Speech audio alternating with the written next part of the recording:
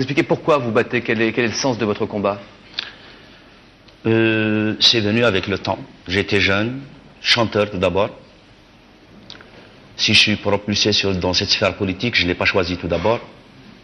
J'aurais aimé chanter dans un climat de quiétude, chanter, composer sur la mort, sur la joie de vivre.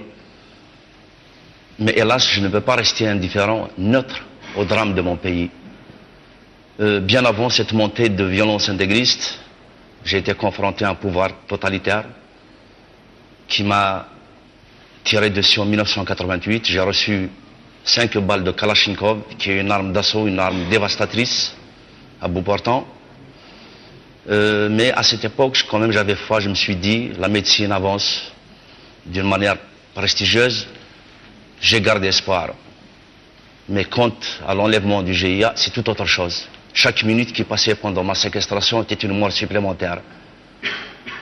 Quand j'étais dans les trous, dans les maquis du GIA, je ne savais pas qu'est-ce qui se passait à l'extérieur. Je ne savais pas qu'il y avait cette mobilisation, cette formidable solidarité qui réclamait haut et fort ma libération. Ce n'est qu'à ma libération que j'ai compris.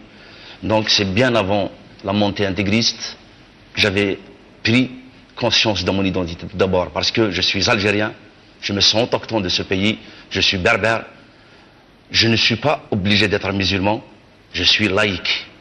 Peut-être pour beaucoup, I like Algérie, ils vont dire qu'ils se sont trompés, mais c'est volontaire, parce que je suis laïque. Et je me battrai pour ces idées. J'ai envie de vivre davantage, pour encore divulguer, dire des choses. Mais si je dois mourir, comme vous l'avez dit tout à l'heure, pour mes idées, anyway.